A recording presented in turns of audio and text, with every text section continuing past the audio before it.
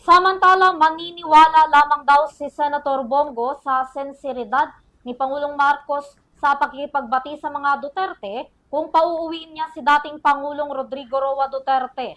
Sa impeachment naman ni Vice President Sara Duterte, pinakikilatis ng senador kung tunay na may ebidensya. Si Criza Lopez magbabalita. Importante rito yung sinseridad po ng bawat isa. Kung gusto niyo po ng reconciliation, pabalikin niyo muna si Tatay Digong. Siya naman po ang dapat kausapin. Ito ang naging sagot ni Senator Christopher Bongo sa pakikipag-ayos ni Pangulong Ferdinand Marcos Jr. sa pamilyang Duterte. Anya, unang hakbang na nakikita ng senador ang mapabalik si dating Presidente Rodrigo Roa Duterte na nakakulong ngayon sa The Hague upang magkaroon ng pag-uusap ang dalawang kampo at magkaroon ng kasunduan. Yung nagserbisyo sa ating mga kababayan noong nakaraang 6 na taon, ginawa niya po ang lahat ng sakripisyo. Ngunit nadala po siya dun sa Hague. Anya ni Senator Bongo, kung sakaling magkakaroon ng pag-uusap sa pagitan ng mga Marcos at Duterte, importante sa pakikipag-ayos ang pagkakaroon ng sinseridad.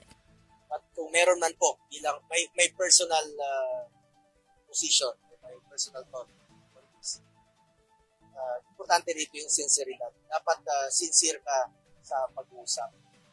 At unang hakbang dyan ay pauwiin si Tatay Digong. Kung kaya nyo pong ipadala sa loob ng 14 na oras si Tatay Digong, alam kong kaya nyo rin pong pabalik rito sa lalong mabilis na panahon.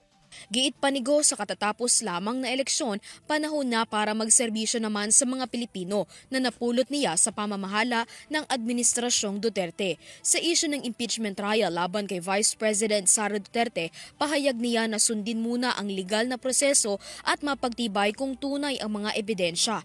Samantala, iginiit ng palasyo na hindi lamang para sa pamilyang Duterte ang pakikipag-ayos ni Pangulong Marcos. Ayon kay Palace Press Officer at Undersecretary Claire Castro, malinaw na para sa lahat ang pahayag ni Marcos sa kanyang podcast. So, tandaan po natin, lagi pong sa batas ang Pangulo. Kaibigan o batas? Batas pa rin po ang pipiliin ng Pangulo.